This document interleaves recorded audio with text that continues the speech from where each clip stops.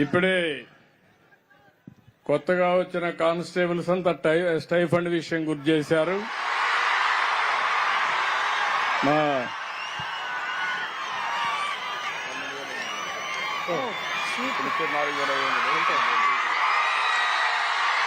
ఇప్పుడు ఇచ్చేది మీకు 4,500. దీన్ని 12,000 చేస్తున్నానని చెప్పి మీ అందరికీ హామీ ఇస్తున్నా. మీ ఆనందం చూసిన తర్వాత మేము ఎప్పుడు కాదనలేము.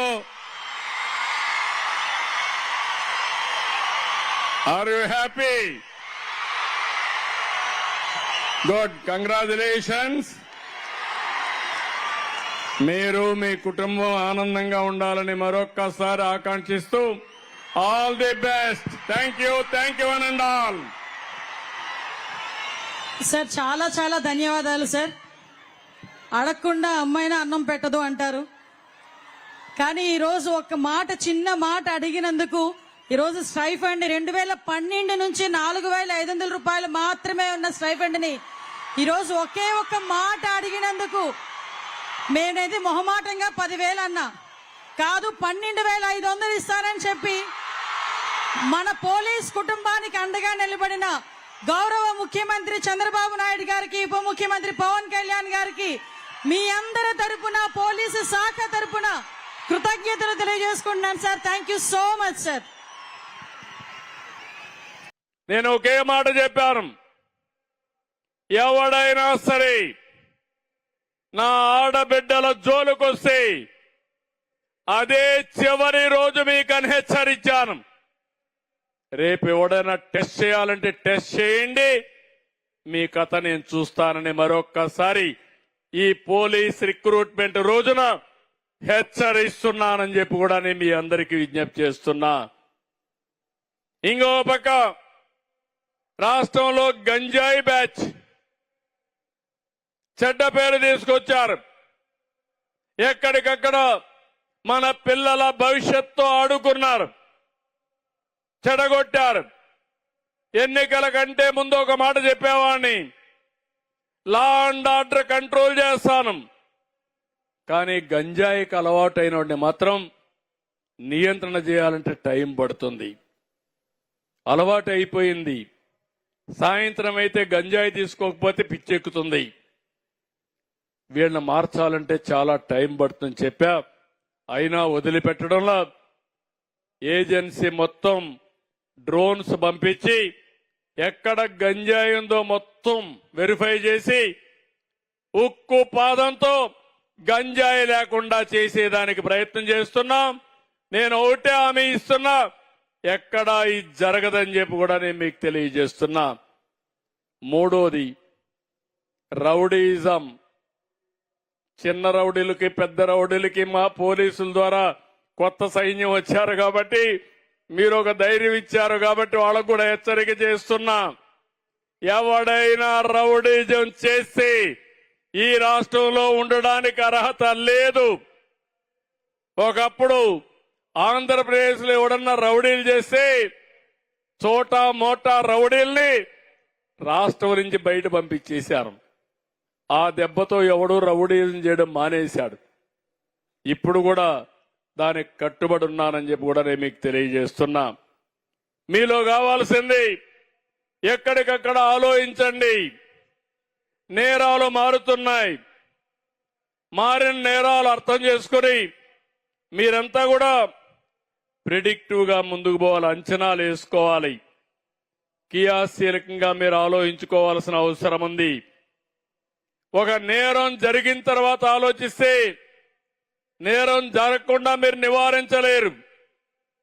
నేర స్వభావం ఉండే వ్యక్తుల పైన కన్నెయ్యాలి. అదే సమయంలో సీసీటీవీ కెమెరాల్లో కూడా నేరాలు చేసే వాళ్ళందరూ ఫోటోలు పెడతాం. వాళ్ళకు కూడా హెచ్చరిస్తున్నా, మీ రోజులు అయిపోయినాయి, నేరాలు చేయొద్దండి. చేస్తే మాత్రం మిమ్మల్ని వదిలిపెట్టమని చెప్పి హెచ్చరిస్తున్నా. ఇంకో పక్క ప్రివెన్షన్ కోసం మీరు ముందుకు పోవాల్సిన అవసరం ఉంది. నేరాలు తగ్గించడానికి అవసరమైన ప్రణాళికలు తయారు చేసుకోవాలి. ముందు జాగ్రత్తలు చేయాలి. అప్రమత్తల్ని పాటించాలి. టెక్నాలజీ వాడుకుంటే నియంత్రణ చేసే పరిస్థితి వస్తుంది. ఇంకో పక్కన మీరందరూ కూడా నేరం జరిగిన వెంటనే మీరు స్పందించే పరిస్థితి రావాలి. వేగం కూడా పెంచాలి. ఎందుకు నేను ఈ మాట వాడుతున్నానంటే ఇటీవల ఒక కేసు ఒకటి జరిగింది ఇక్కడ. ఆ కేసు మీరు చూస్తే ఒక పాస్టర్ చనిపోయాడు. నేను కూడా బాధపడ్డా. చనిపోతే ఇది ప్రభుత్వమే చంపేసిందని నేరాన్ని వేయడానికి కొంతమంది దుష్ట శక్తులు ప్రయత్నం చేశారు. నేను మా పోలీసుని అడిగాను, నాకైతే తెలియదు ఆ పాస్టర్ ఎవరో, మీకేమన్నా ఐడియా ఉందన్నారు. మాకు కూడా ఐడియా లేదు సార్ అన్నారు. హైదరాబాద్ లో ఉంటాడు, రాజమండ్రికి వెళ్తున్నాడు. రాజమండ్రికి వెళ్లే ముందు ఆయన యాక్సిడెంట్లో చనిపోయాడు.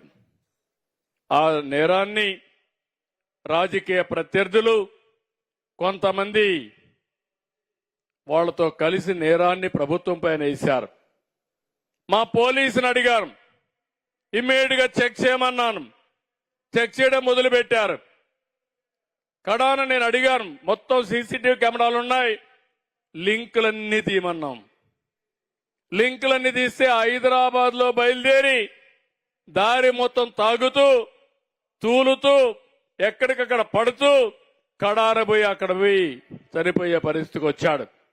ఏ షాపులో బ్రాందీ కొన్నాడు, ఎక్కడ కిందన పడ్డాడు, ఫోటోలతో సహా వచ్చాయి. అన్ని ఫోటోలు బయట పెడితే దొంగలు తేలుగుట్టినట్టు అక్కడి నుంచి మాట్లాడడం మానేశారు. నేను అడుగుతున్నా మిమ్మల్ని, అదే సీసీటీవీ కెమెరాలో ఆ దృశ్యాలు లేకపోతే ఆ నేరం ప్రభుత్వాన్ని, ఆ హత్య ప్రభుత్వాన్ని, ఆ తర్వాత ముఖ్యమంత్రి అతన్ని చంపేశాడని నా మీదనే పెట్టేసేవాళ్ళు. ఇలాంటివన్నీ ఉంటాయి. నేను అందుకే మీ అందరినీ ఒకటే కోరుతున్నా, ఏ నేరమైనా చిన్న నేరం గాని పెద్ద నేరాన్ని గాని తీవ్రంగా మీరు తీసుకోవాలి, అధ్యయనం చేయాలి. అన్ని కోణాల్లో మీరు ముందుకు పోతే అప్పుడే ఇది సాధ్యమని చెప్పి కూడా నేను మీకు తెలియజేస్తున్నా. నేను అందుకనే ఈరోజు నేను చాలాసార్లు చూశాను, ఒకప్పుడు నేరస్తులు రాజకీయాల్లో ఉండేవాళ్ళు కాదు, నేరాలు చేసేవాళ్ళు కూడా రాజకీయ నాయకులు సపోర్ట్ చేసేవాళ్ళు కాదు, భయపడేవాళ్ళు. ఇప్పుడు బరిదిగించే పరిస్థితికి వస్తున్నారు.